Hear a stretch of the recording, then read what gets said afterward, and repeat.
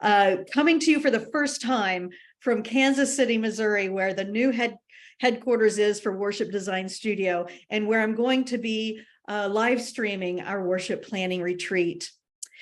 Today, I want to spend some time talking about coming to the table. It's a worship series. It's also a retreat, but friends, it's real life. So let's start with that. It is real life coming to the table. All of us have had tables in our lives, different tables, different contexts, different communities.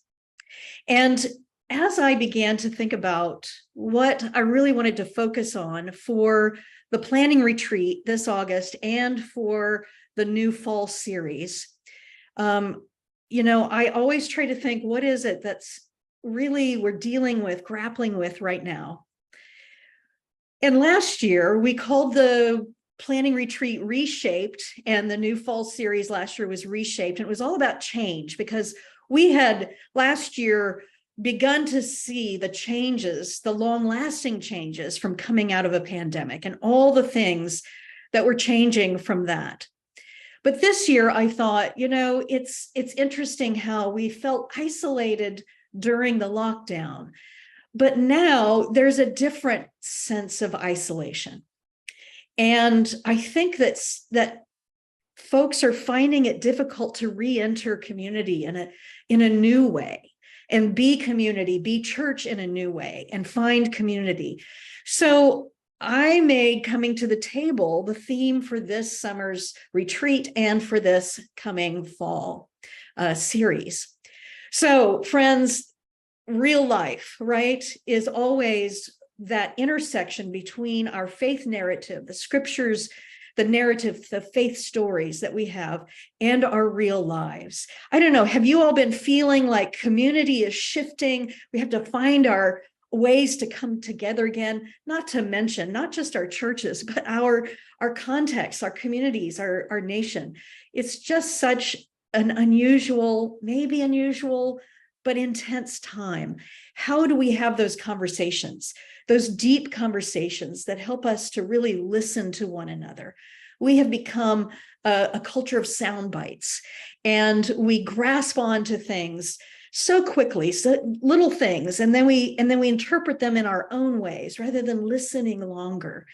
So I'm hoping that this year, in the Worship Design Studio community, we can listen to each other, we can tell our stories, we can come to the table, we can be community for each other. Because I'm no longer teaching in seminary, I have made it my purpose to be very present at the table on a regular basis in the Worship Design Studio. And I'm so excited about all the new folks who are coming in through participation in the retreat, through new subscriptions, through using our series. And I really want to be there for you, be on your team, and to connect you, because those of you who haven't been on our website, it's a social website. And so you can have relationships with each other, not just with us. It is a social platform. And so many people found it helpful during the pandemic, but also I think now is the time for us to re-establish our community, sense of community, or reimagine it perhaps. So I'm looking forward to this year. Perhaps this is the year of coming to the table in many, many different ways. So friends, this is a table. Let me just show you some tables from there's my younger self, yes.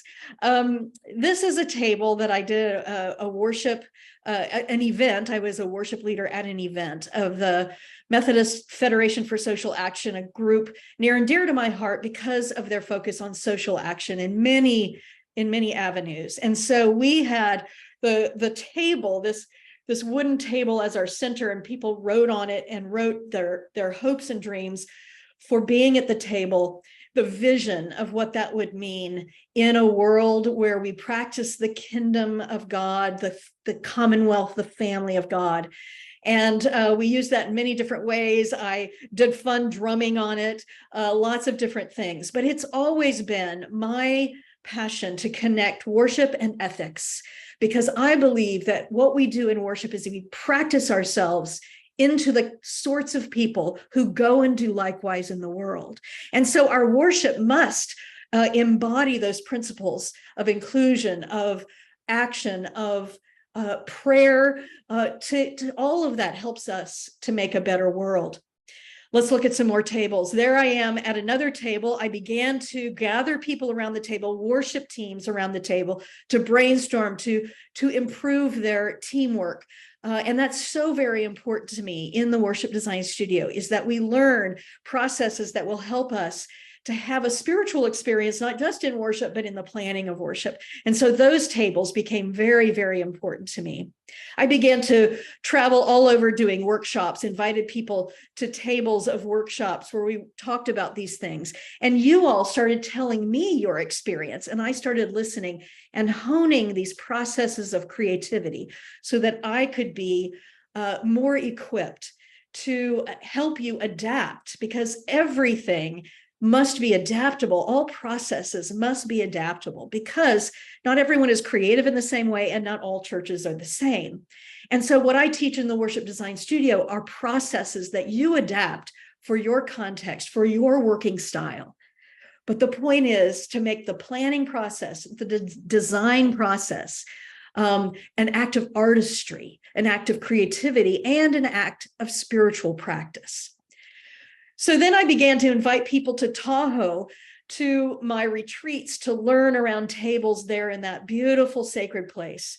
And hundreds of churches, hundreds of people have come to study with me in Tahoe. And so these live retreats have been such a blessing. I also started bringing together folks to do planning retreats. That started in 2008. And so it is our 15th anniversary of these worship design studio planning retreats. And we are celebrating this year with an anniversary live stream planning retreat, so we can include as many people as possible. Now, here is the table in my home when I was living in Lake Tahoe, where the very first worship design studio podcasts began that same year in 2008.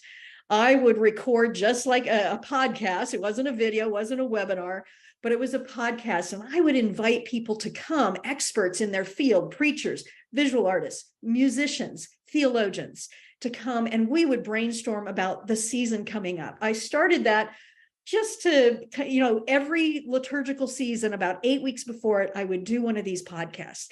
And thousands of people started listening to them. I was so surprised. And that's really when I realized that coming together, learning, was something that people wanted to do, learning about the liturgical season, going beyond what you learned in seminary if you did, and brainstorming together new ideas to bring the age-old stories alive. Because friends, Christmas comes every year.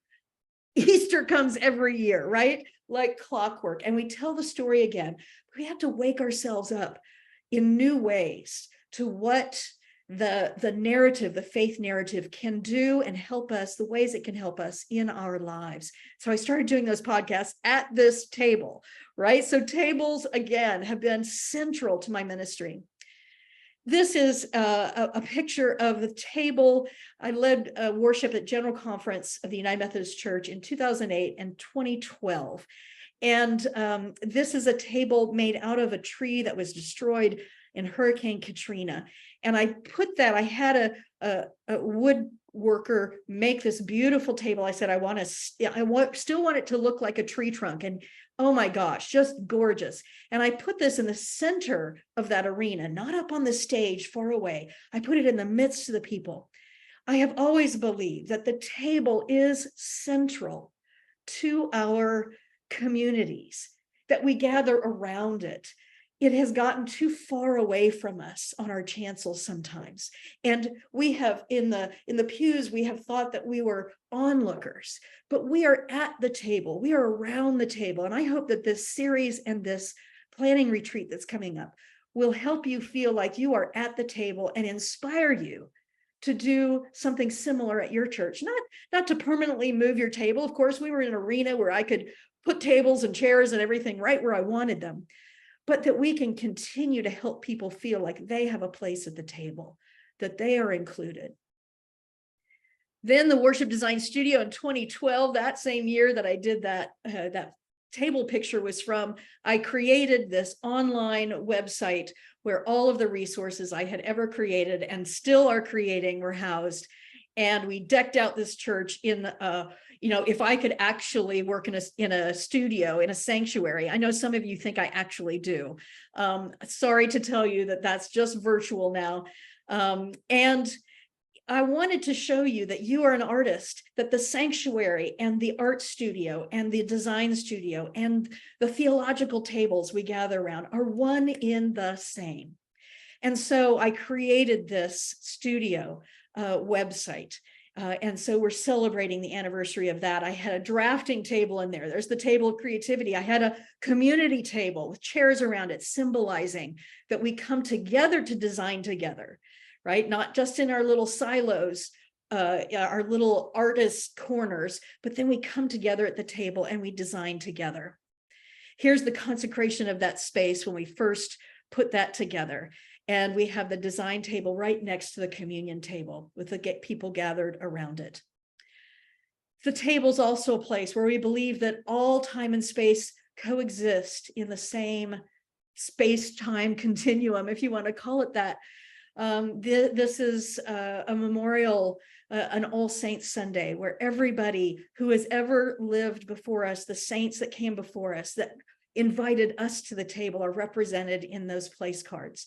I want you to imagine a blank place card and know that the tables that you create, that we create in our worship spaces, have yet to be visited by people who need it the most. And so we think about that blank table card and we say, all are welcome, and everyone's name can appear on that place card. I continued to connect tables of worship and communion to tables of social justice. This is in Northern Ireland. I began to travel and talk to people who had been involved in peace processes. This is Northern Ireland, in the room where the peace talks, secret at first, because the two sides, the leaders of the two sides, had to come secretly together, but that was the genesis of the peace process in Northern Ireland. The peace table, so many ways that the theology of the table comes together. And this is a picture of me leading communion at an event, a Reconciling Ministries event, where we just flooded the chancel, right? We came out of the pews and flooded the chancel, and we all got around that table and we connected together. And this, for me, I'm getting verklempt. This is the vision of the kingdom at hand, friends. And so tables, so important. Finally, this is my new kitchen table in my new 100-year-old house in Kansas City. It was the first piece of furniture that we bought for this house, because part of moving to this area was to be close to family. And I can imagine family and friends around this table for many, many years to come. But it is my conception of the table that we will gather at in our planning retreat for this worship series and all throughout the year in the worship design studio. I want us to be community. If you feel like you need to be connected more to other people who are serving in churches, the worship design studio website, the planning retreats, all places where you can do that. All right, friends. Well, speaking of the retreat, that is going to be August 13 through 16. I know many of you who are on this webinar are already signed up, and I am so excited about this. It's going to be live stream only. It's going to be interactive. Jenna will actually come to Kansas City and be with me, and we will be talking to you through the live stream, with the live stream in the website. We'll be recording it, of course, so if these dates are not convenient, you're going to have recordings of every session. And in this retreat, we go through each session with a liturgical season. We talk about the theology. We talk about the scriptures coming up. We talk about brainstorm ideas. And this year, because it's the anniversary of those podcasts, I am bringing guests to the table. Some of them, some of the same guests that were at my virtual podcast table in those early years to help brainstorm. And I'm looking so forward to that. This is the actual table at Community Christian that we will be at. There's big stories, history behind that table for me. And so it's just so precious to be back in that space. So some of my guests will include pastors of the church, of that church, past and present, professors of mine. Oh, how amazing it was to have Dr. Emily Towns and Dr. Tex Sample in my Ministry 101 class. over 30 years ago. Yes, this is my 30th anniversary of my ministry. New professors, Casey, and we'll have Emmanuel Cleaver III, his father, Emmanuel Cleaver II. He and I worked together way back 30 some years ago. And amazingly, we have all these people live in Kansas City. Dr. Mark Hayes. Oh my goodness. Many of you musicians are going, oh, Mark Hayes, incredible composer, arranger of choral and piano repertoire. And he's going to be with us live as well. And you heard the tunes of Tim Whitmer as we came on. Millie Edwards, a jazz legend in Kansas City, will be with us. And my dear friend, Michael Blake, who I danced with in New York City before I went into ministry, is here in Kansas City and will be dancing for us. It's just going to be so incredible. And you heard it here first. In the retreat, I am going to unveil for the first time all of the series we'll be working on this year. But you heard it here first. The Advent Christmas series we're working on right now for this year is based on lectionary year B, which is what we'll be in, but it's called The Gift of Being Present, right? So it's a follow-up on this come to the table. It's being truly present to one another. That's the real gift. How can we be the gift of presence in each other's lives, in the lives of our communities, in the lives of those who need it most? And so we are so excited about this series.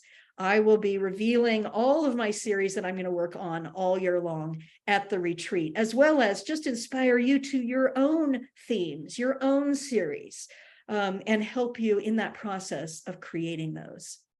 So again, 15th anniversary worship planning retreat, August 13 through 16. If you haven't signed up yet, you can do that at worshipdesignstudio.com, 15 years.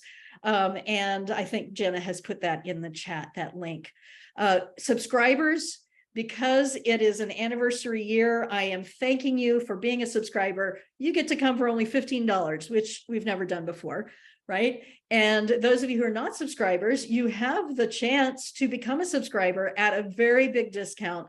Pay $2.15 and you can have everything we've ever done, subscription all year long, as well as access to the retreat. So we just want so many people to be involved. Some of you are here and watching this because you signed up through your region, and we're so very grateful for all of those regions who are making it possible for more churches to have access to this education and inspiration. And we like to say exhalation, because it's so very important to have those moments, my friends, in the midst of all that you are doing for the church. All right, friends, Come to the Table is also a series, and we are here to get ready for that series today. When 2 or 3 of you are together because of me, you can be sure that I am there, Jesus says, at least in the translation of Eugene Peterson, the Message. Coming to the table, you know, I have long wanted to do a series that really would highlight Eucharistic theology, this theology of the table, because there are so many things to think about. But mostly, it's about the call of Jesus. So here is our synopsis for this series. In this Come to the Table series, we hear the call to dine with Jesus, an invitation that means much more than simply an eating experience. It never was just that with Jesus, right? The table was the place where he fed people, but also challenged them to acts of hospitality that reflect God's way. When we say yes to the place at Christ's table, we accept a way of life that embraces God's definition of love, peace, grace, and joy. You can hear those. There's five Sundays, 5 weeks in this series. And so we have hospitality, love, peace, grace, and joy. Let us celebrate the depth of communion to which we are called. Now, I have used Year B lectionary texts starting on the first Sunday in September, culminating in World Communion Sunday. However, you do not have to use it in that time frame. You can use it in any time frame, unless you're following the the lectionary religiously, I say, and your folks will notice, oh my gosh, isn't that the scriptures from year B, early fall? I kind of doubt they'll do that. So you could use it any time of year. But I did put it together using those scriptures from that moment in time. And so that will be timely if you begin that first Sunday in September, as I'm sure many churches will be doing, and you'll be sharing with each other your preparations, and as you go along, encouraging each other in the website. So, as I said, 5 Sundays, and the tables, the image of the tables change with each one of these, right? The hospitality of the table of Jesus. I mean, friends, this is the kind of hospitality of Jesus where he broke bread with those he knew were going to betray, deny, head for the hills, right? And he said, it doesn't matter that we will inevitably, as humans, sometimes not do the right thing. You still have a place at the table. You still break bread with each other. You still come together. That's a radical hospitality that we must embody as followers of Jesus. The second week is the kitchen table, the table of love. It's where we come together and we're cared for, and we care for each other, and we make sure everybody has enough, right? It is the kitchen table where we gather and we say, you are family, right? And for many, that's good experience as a family, but for many, it is, how do we create that community that is positive experience of chosen family, right? And so the church must be that as well. The third week is the table of peace, the mediation table. We must come to the table long enough, my friends, especially in this day and age, to listen longer, to think more clearly with each other about how we might care for this world, care for this planet, care for each other in spite of our differences, because y'all, hell will freeze over before we don't have any differences, before we all have the same opinion. Just not going to happen, right? It's just a proven fact. So we must have the tables where we come together and we find constructive ways, peaceful ways. Peace doesn't mean the absence of conflict. It just means that in the midst of conflict, we are able to find a way through, a way that we can keep the bigger picture in mind. So that is week 3. Week 4 is the table of grace. That's the potluck table, friends. That's when there's more than enough. Friends, we have such an attitude of scarcity sometimes. And the truth is that there can be abundance if we will allow it, if we will take on that attitude of sharing, that attitude of, I don't have to hoard because there is enough. And then there will be enough for all people. So the potluck table in churches, we know how to do potluck, right? So let's potluck the world, shall we? So the 5th one is joy, the World Communion table, if you're using it in that time frame, but just the communion table if you're not doing it culminating on World Communion Sunday. But that communion table of joy, sometimes, especially in the last, mid 20th century and prior to that, the attitude at the table at communion was solemnity, right? We were, we're terrible people and we need this in order to be redeemed. Well, there may be some truth to that, but that's not all there is to communion theology. Eucharistia means great thanks. We call our communion prayer great thanksgiving. And so there must be joy as we come together and celebrate the table of Jesus. So friends, that is, that covers a lot of theology around coming together at the table. And I really think it's going to be such a beautiful metaphor for your folks.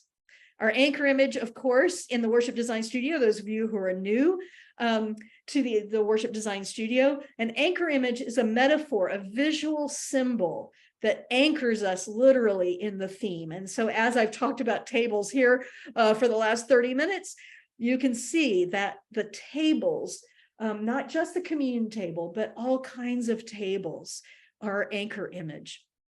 Then we develop in our fully scripted series scripts and auxiliary documents with everything that you need, and you adapt for your context. You will adapt. All right, now let me stop right here and say, those of you who are signed up for the planning retreat, you already have access. Everybody who's doing the planning retreat, subscriber or not, has free access to this series as part of your retreat experience.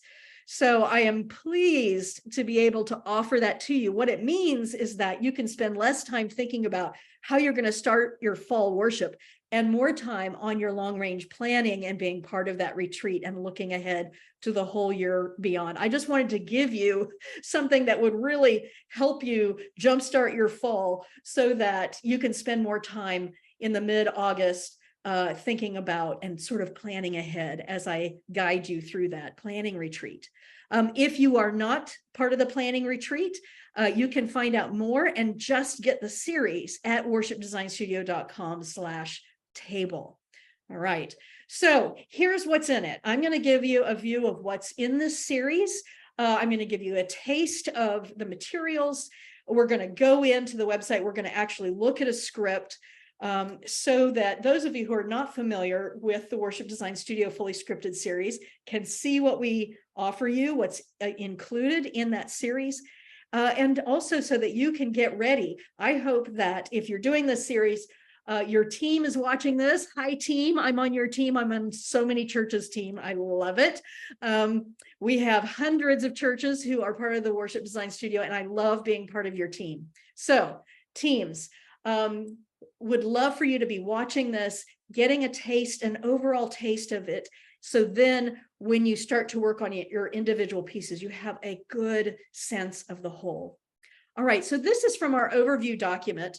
And in it, I tell you what's included and what to do with it, how to plan ahead so that you can get ready and feel really confident. So you read the overview first, the whole team reads it.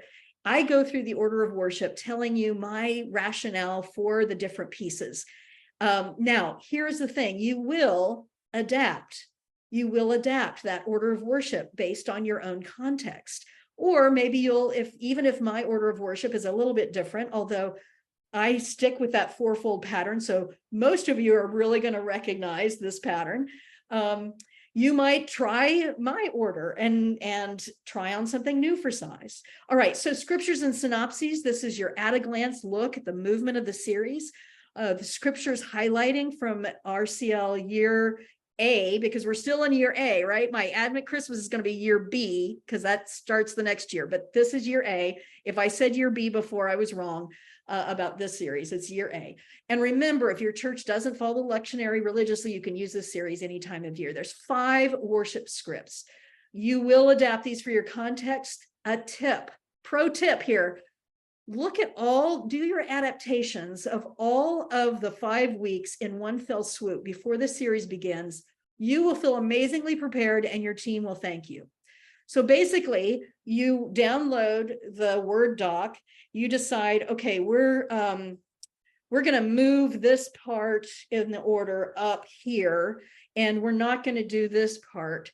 And so you tweak that week 1, and then you just open up week 2, 3, 4, and 5, and you do the same thing that you just did to 1 to all of them, all at the same time, so that you're not starting that every week, right? This is a productivity pro tip, and that is do tasks in a concentrated amount of time. Do it in batches. So this is my batch theory. All right. So there's children's time scripts. So not only do you have worship scripts that have all the words, and we're going to take a look at one in just a moment. So just hang on to that. But there's also children's time scripts.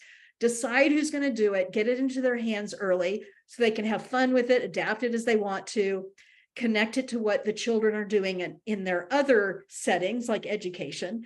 Also, I want to say the small group document, get those in your education folks' hands as well, because there's lots of books for children that go with the theme that you could actually just create your educational, your Sunday school hour, whatever you call it. You could actually create it out of those books as well. All right, there's a communion script that you'll incorporate into the weeks that you have communion, or because this is about communion theology, you might choose, this is so radical for some of you churches, to have communion every week just during this series. Who knows? push the envelope a little bit, see what you can do. All right, so there's sermon fodder. We don't write your sermons for you because I think that's a very personal thing, but I give you a ton of fodder. Actually, Ben Hensley, part of our staff, writes some things. And in this one, I also wrote some things. But here's an extra thing that's in the sermon fodder for this time, and that is a video of me teaching Eucharistic theology to my seminary course. Those of you who had, worship these many years ago in seminary, it might be great to just kind of refresh your memory about some wonderful Eucharistic theologians, liturgical theologians about communion theology, so that you can really expound on that for your folks. And so we've got lots of fodder for that, visual and media ideas. Do this early in your planning process with your team. Land on how you will apply the table images in your space. Get folks working on it. The earlier they start working on it, the more fun they'll have, because it's not, pressure. But there's some fun things to do around table, where, handcrafted plates, paint your own pottery, glassware, napkin. There's just a ton of things you can do to get people involved. Music documents and files. We have 2 songs I'll tell you about in just a moment that are featured in this series. Logo and trailer, we give you those things, but you can also adapt those for your context. Small group suggestions, as I said, there are so many ways to come at this. And in fact, you might have different book groups looking at different things. We've got some suggestions, for instance, around eco-justice, food justice. But we also have things about conflict resolution. We have many different ways that people could choose kind of the angle that they want to study for this, if you have a lot of small group desire in your community. Now, I would have been remiss if I hadn't turned these worship scripts also into dinner church scripts, right? So you may decide that you want to adapt. We've got discussion questions in there. Adapt your Sunday morning worship to being around tables and having food together, if you can actually do that in your space, or go to the fellowship hall for this series. Or you could also do, for people who don't normally come to Sunday worship, you could have small group dinner church kinds of experiences right around the table. And we have these scripts that have everything in it. A leader doesn't have to hardly do any prep except for food to just go through this script and have dinner church. So that is a really unique part of this series, because it's come to the table. How could I not? Individual reflection journal pages. We have started to do this because we want you to be able to spread some sort of activity beyond Sunday morning worship. And this is a wonderful way for people, whether they come to worship or not, to be able to reflect on some of these themes that we're talking about in this table theology. And of course, you have access to the wider Worship Design Studio community when you do these series, and you can give each other ideas, share resources, create resources for each other. It's such a beautiful way to be community. So let me show you how to get to this. In the Worship Design Studio website, you're going to scroll down on the left until you see Ordinary Time Series, and it's the top one in that. When you click on it, it will open that up and you'll see download the entire series here. There's a link in there that will take you to our file sharing. You do not have to see that sign up for free up there or sign in. Disregard. You do not have to do that to download. All you do is click that arrow button, that down arrow button, and it will pop up a thing that says current version of all files. Yes, download. And it just downloads it right to your computer.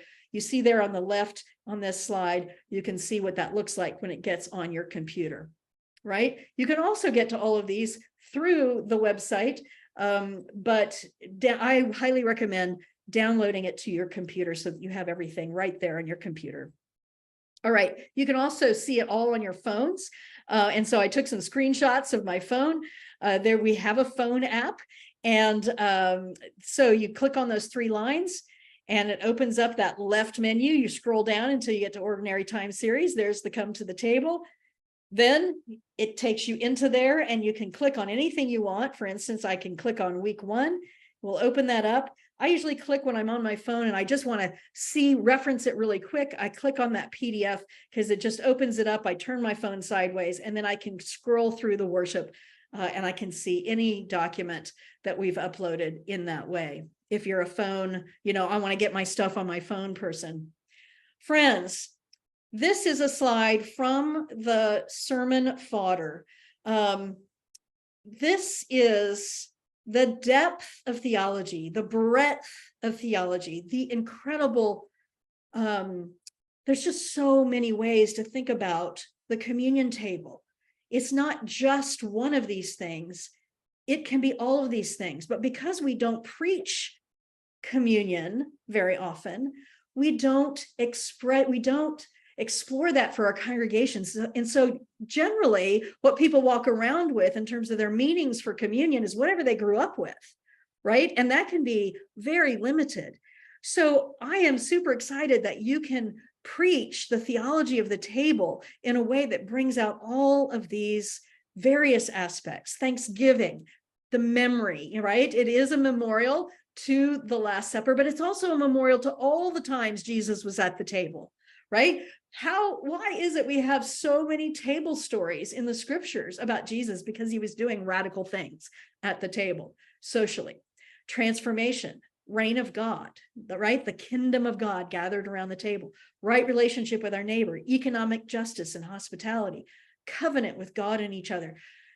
That's riches, my friends. And so I'm very excited for you to preach this series because you will get to expand your congregation's understanding of this central act that we do as Christians. So sermon Fodder, as I said, has all of those things in it, also has Ben's contributions from his pastor point of view, right? And then he posts every week, once it starts in the website, you see that highlighted hashtags, that's the way you get to the sermon discussion. But we have people who are doing the series at the same time, and they have a great time talking to each other on the week before as they are preparing their sermons, kind of figuring out for their context, what is it that really is the heart of the message. And so, friends, that is just one of the great things about being part of our community, coming to the table at Worship Design Studio. One moment. I needed some water at the table. Now, here is Ben. I don't have a picture of Ben, but I have a picture of Ben's daughter because I just can't stand this. He posted this yesterday. This is his baby daughter, Zoe, her first acolyting experience. Both parents are pastors. This is truly a PK. Excuse me. This is truly a PK picture, right? All right. Just had to give that some love. Jenna was the one who conceptualized our children's times this time, and it's so much fun. We visualize having different kinds of tables in the chancel every week. And so she has created this dialogue with two leaders and the children, and it's active, it's fun, and they get to interact with the table. So thank you so much, Jenna, for that. It's just a really fun set of ways to get at the themes with children. At the end of each of the children's time, we have said, now adults, as the children are going to Sunday school or back to their seats, this week we want you to think about ... and it has to do with something that was talked about in the children's time. So yes. Oh, I'm just getting over a cold, friends. So excuse me. I'm looking at the chat. I'm seeing that Ian Lynch, who makes recordings of the children's time, and a lot of churches use them, says he'll record those and share. And he says a puppet may be involved. That will be super fun. Thank you, Ian, as always. All right. Music, my friends. Two dear, dear friends were music collaborators on this series. My dear friend, Barbara Ham, on the left.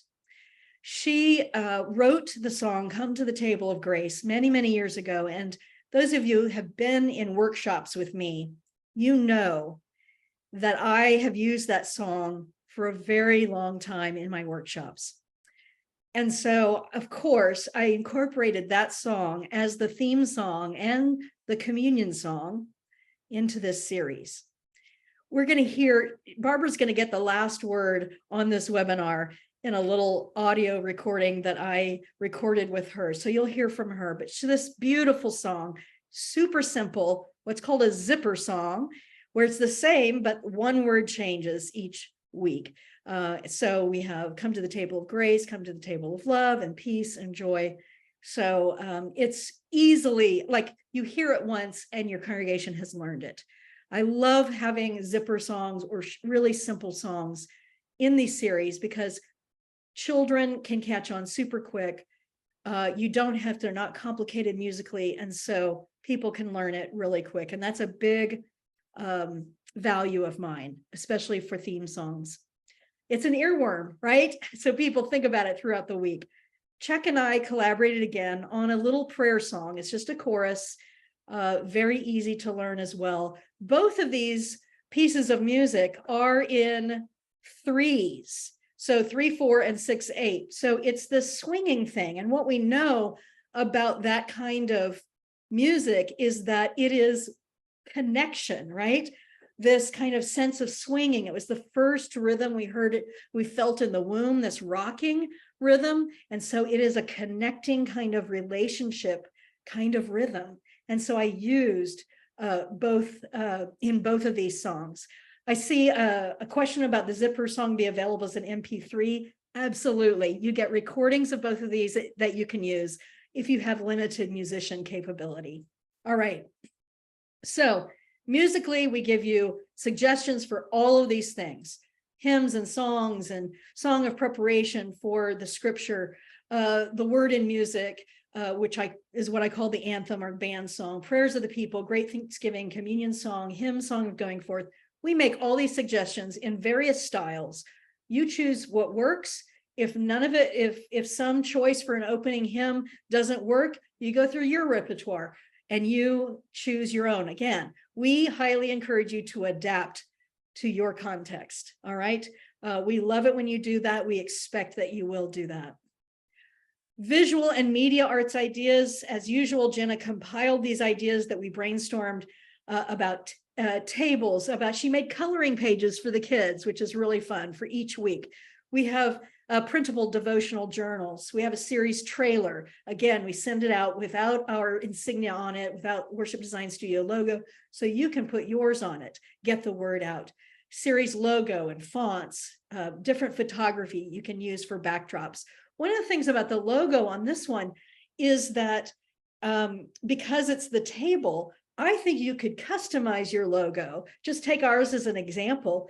Take a beautiful photo, our phones do that now, a beautiful photo of your table in your church and create your own logo with your church table. So that'll be a really creative thing as well.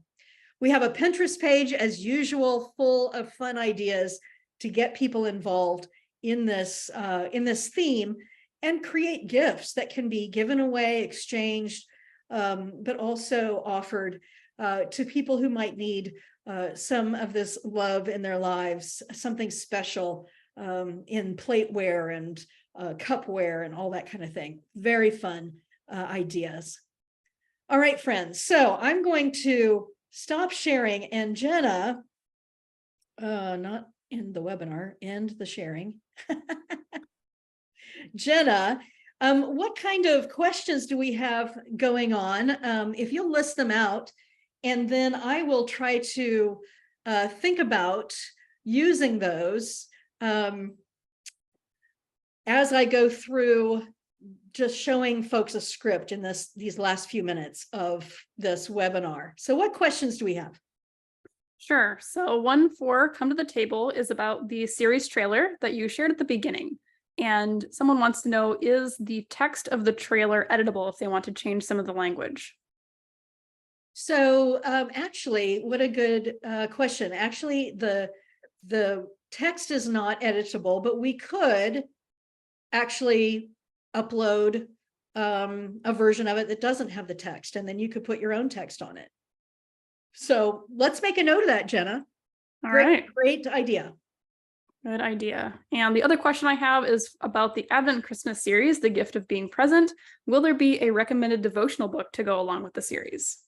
Ooh, we are in conversation right now about finding about that. So hang on. Hopefully by the retreat, we'll have an answer for that one. Stay tuned. Right. Question here. Can you share how to access the app? I believe that's the Worship Design Studio mobile app. Yeah. So when you're on your desktop computer or your laptop and you're in that version of the website, there is a place to click to get the app. But you can go to your app store, right? Your Google Play, I think it's called, or your iOS App Store, and look for Mighty Networks. Download the Mighty Networks app, and then it's going to have you find the Worship Design Studio in there.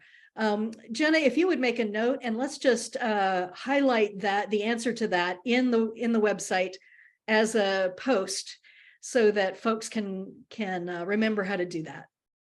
Absolutely. Those are all the questions I'm seeing for right now. Okay, fabulous. So I'm going to share with you now my screen. And we're going to look inside the Worship Design Studio. So here we are in the website. I'm in Discovery, actually, which is a great place to always go to see the latest news, right? And you can see as I scroll over the members, it shows me who's online right now. We have 36 people online right now, 40 some people online right now, which is great. Which means you could click on anybody and say hello. You can have conversations in any of the chats. So you just scroll down here, and I'm going to find Ordinary Time series right here, and there's Come to the Table, and I'm going to click in that. So this is where series materials is where everything is, but there's that download the entire series here. There is that link. You click on it, it takes you to that file sharing space. Again, you don't have to sign in or sign up or anything. You just hit the down arrow and you get the files. All right. And there's tips for that, the instructions for that in here as well. So something I haven't highlighted yet is the free social media images that we have started doing for all of our series, thanks to Jennifer Yoakum, who makes these. And so we have 50 plus original pieces of graphic content for you to use during the series on your social media sites, whether that's Instagram or Facebook or what have you. We also have the opportunity for you to customize it with your logo on it. And that's only a $15 package to get it without any of our logo on it. You know, the stuff with our logo on it is free to use, but you can also get that package without our logo, and you can also have Jennifer post it for you on your social media website. If you're just going, oh my God, social media, I can't do that. She, for $25, friends, woo, that's a deal. She will actually post it for you. And so we have stuff about that. And it's a great way of keeping the content and the reminders and the theology in front of people on your social media throughout the series. So here we go. Here's where share videos and resources for other churches to use. This is where, you know, our friend Ian makes these children's videos that a lot of churches are using. We upload those to a space and have that here in this right here. And you can also upload things that you make to us, and then we'll post them here. This is just a wonderful way to resource each other. We give you a ton of resources, but then people think of these amazing creative ideas in addition to what we did. And so people begin to share. If you want to share photos and ideas, we also like to have people click on photos and ideas, and then you can share here what you've been working on. Just click in there. I highly recommend you just say expand to article, and that way you can add multiple photos. You see that plus sign? You can add photos from your computer. You can add a video link. You can add all kinds of things if you use that article thing. I'm going back to the series materials, and you can see that we have the worship scripts, communion liturgy, children's time scripts, dinner church scripts, sermon fodder, music resources, visual and media arts, small group and individual study suggestions, devotional journal, children's coloring page, placemats, series logo, series trailer. So it's all right here, but you can also download everything. The good thing about going to these sometimes is that, for instance, music resources, we have the music notes, we have some notes about the music resources, and then you can always actually send us a question or a thought right here in that, and we'll get back to you on that.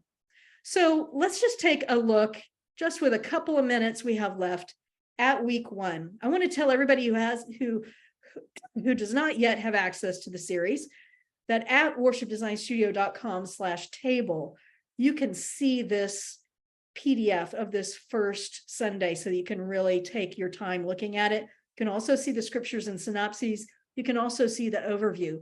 We want people to really know and get to know, if you're going to purchase it, if it's right for you. So we put those all on that website. So Prelude is up to your musicians. We make the suggestion that it would be really fun to have people send in their pictures of their families around the table or friends out, just taking a selfie of a group selfie, send it in to you. Maybe you have that on your social media where people post that, and then show that on your projection media during the prelude or maybe the offering. The first week, you could probably have your volunteers and your staff, whoever works on worship, to do that ahead of time so that you can get it rolling and people can see it, and then they can do it the next week. So here's our threshold moment, which is what I call, for those of you who are new to Worship Design Studio, what I call the call to worship on steroids. I believe we have to have something more immersive, more experiential, to get us into our worship, into our ritual, to connect with the holy living God, to shift out of our everyday kinds of rhythms and center. So I create what's called a threshold moment. Usually, as it is in this series, it's a little theme song.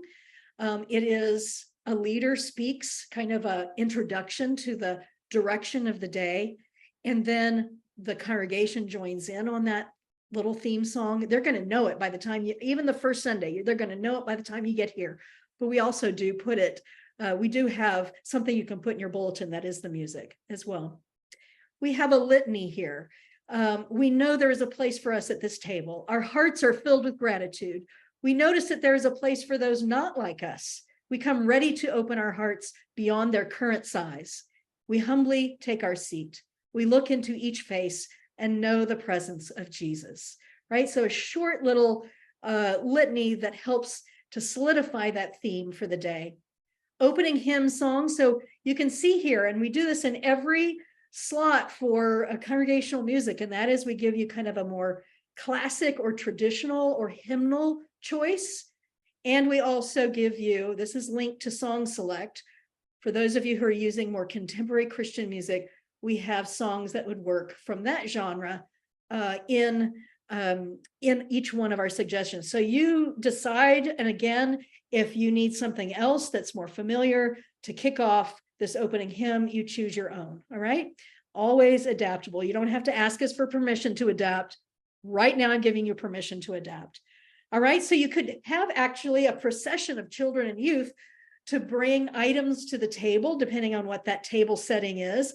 This is a communion, this is the Lord's table setting this first week. So, various things you could brainstorm to bring up. There's the piece, and then because I envision this procession of children bringing things to set the table during the opening hymn, I have that children's time immediately after that, so that they're up there, they have their children's time. Again, the document with the children's time scripts are separate, so I just have a note to remind you that there are those scripts. As we gather at your table is what I call a thread song, which is a preparation song for the scripture. And what I suggest in these scripts is that you repeat that. That's what a thread is throughout the series. You repeat this. It's just verse 1. And it's a wonderful way to center after the children are going back to their seats or to Sunday school.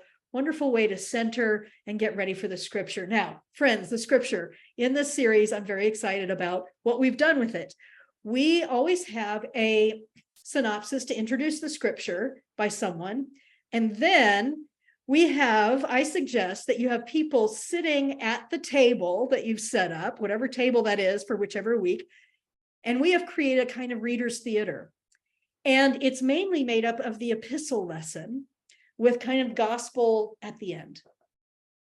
And because the epistles were letters, it's as if you've gathered, the early church has gathered at the table. You've opened this letter. You can even have the script for the scripture in an envelope, open it up, reader one reads it, passes on to the next one, as if you're reading this letter, right? And I did this. I was doing a workshop for a presbytery in May, and I did this first. I just thought, well, let's try this on for size, because they wanted me to design a worship experience. So we did it, and it was so beautiful when these people read these things, and they would, as each person was reading, they would listen intently, as if they were hearing it for the first time, right? So you want to just read through it with your readers so they're not rushing through it. And there are some things that you want to highlight. So you might want to underline those for a reader. For instance, reader 4 right here. I can remember when I was working with the readers, reader 4, I said, take your time in this first sentence. Don't hit back. Discover beauty in everyone. And then I had the reader just look out to the congregation, discover beauty in everyone. There might even be little pieces of it that you want that reader to repeat. It just brings it alive, right? As living scripture. And then always reader 6 will say something like, do you remember what Jesus said to his disciples when they wanted him to be quiet in order to save himself? Anyone right? So there's the gospel in there, right? And it all ends with all the readers saying, hear, hear, right? So then we have the anthem, or the choral anthem, or the band. And I do that. I give you suggestions for both a choral piece, which is always the first one, or a more band-centric piece, which is the second one. I will tell you that when I did this series, or this service at that presbytery meeting, the musicians did Come As You Are, which is done by the Many. Oh my goodness. That is one of the most beautiful songs I've heard in a very long time. So anyway, I'm just planting that because, just incredible song about coming to the table as you are, come as you are. So sermon fodder for inspiration, but that's definitely going to be preachers. You're going to add your context into it. You're going to add your experience into it, but we give you plenty of fodder to work on that. And then the prayers happen. This is this little song that Chuck and I wrote. At this table, we lift our voices in prayer. At this table, we seek your peace. At this table, we know you have drawn near. At this table, we find release. And so it can be sung by the choir or a soloist, and then sung by the people, but it's meant to be a repeat right there. And then you continue the prayers on in a familiar way to your community, right? I love for these series to not be all new stuff, but to have some things that feel really familiar. And so doing the prayers in the way that you usually do it is a really wonderful thing. But you could consider, if you're doing a pastoral prayer, praying from a seat at the table. That would make it just a little bit different, even though you're using the same format. The offering I'm using, Be Present at Our Table, Lord, which was a staple as I was growing up in the United Methodist Church. Again, if a different doxology is what you want to do, insert that. If you're still not doing offering, a lot of people jettisoned offering and just had online giving during pandemic, then just delete that whole piece there. And then communion, depending on whether you're doing it one of the Sundays, 2 of the Sundays, all of the Sundays, but that separate communion document has a script for a very interactive, multi-generational, friendly, great Thanksgiving. I think you'll really enjoy it. Closing hymn song again, different choices. And then the benediction is somewhat the same each time, with it changing a bit based on the Sunday. But this table of hospitality requires much of us. It demands that we question our own boundaries of who is in and who is out. It asks us to accept that the Spirit may move in surprising ways through surprising people, and we might just miss out on the beauty and fullness of life if we insist on limiting invitations to the feast.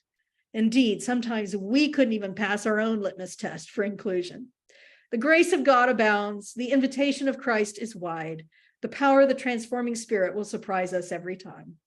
May the blessings of hospitality you find here go with you and move through you to others, wherever you go this week. Let the people say, Amen, Amen. So it's that second and third paragraph that stay the same each week, and the first paragraph is different based on whatever that week message was. Well, friends, we are toward the end of our time together. Jenna, are there other questions that I can answer real quick before we let Barbara Ham, the composer of our theme song, have the last word? We did have one question about, is there some wisdom to share about a worship schedule for December 24th, since it is the Sunday of Advent this year? You'll have to come to the planning retreat to hear that answer. Yes, friends, it's one of those years when Christmas Eve is on a Sunday. Okay, yeah, this webinar is not about Christmas, but I know that question's coming up. So join us on the planning retreat. We're going to talk a lot about that, different ideas for that. And I think it's going to be different for each of you. Of course, this is no surprise. Context is everything. So it really depends on the habits of your folks. But we will talk about that at the planning retreat. Anything else, Jenna? That's all I see for now. Okay, thank you. Friends, thank you so much for what you do week in and week out. It is a pleasure and honor to be in ministry with you. I hope that you will come to the table this year, come regularly to create relationships that can help us feel less isolated. I hope that you will join me at my planning retreat called Come to the Table, signing up for either to be there live on the live stream or using the recordings throughout the year. I will tell you, we're going to have live replays about 8 weeks before every liturgical season, so that we can replay the session, we can chat together, we can refresh our memories, or you can watch it for the first time if you didn't watch it the first time. So in the planning retreat group, it'll only be for those who have signed up for the retreat. We'll have those live replays throughout the year. So it's not really about an August 13 through 16 thing that you're joining. It's really a year-long kind of relationship. And I'm so glad about that. I hope that those of you who use this series Come to the Table, whether it's this September or some other time of year, will find it gratifying to really talk about the depth and breadth of the meanings of what it is to be followers of the one who invited people to tables of all kinds throughout his ministry, and use that to model right relationship, to model the way we are to be together.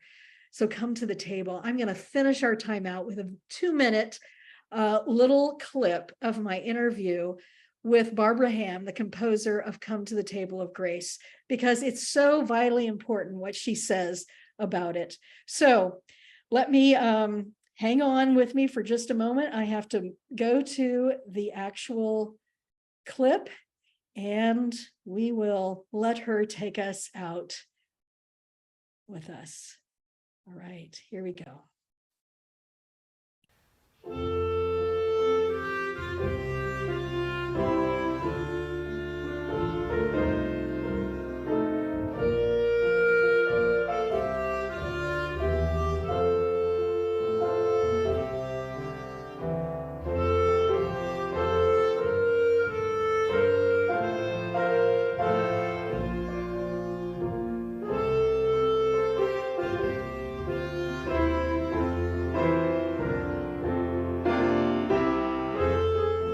As simple, and I don't mean simplistic. Right. I mean, as simple as that piece is, I would not be unhappy for that to be my legacy as a hymn writer, because it is my theology that this is God's table. It's not ours. If you imagine a host inviting people to a dinner party, and the Smiths say, are the Joneses going to be there? Because if they're going to be there, I'm not sure I want to come. And then the Rogers say, are the Smiths going to be there? Because if they're, can you imagine people responding to the host, saying to the host, whom the host should or should not invite? But we tell God that at the table of the Lord, Yes. when either implicitly or explicitly, so-and-so is not welcome to partake. That is anathema to my theology. Yes.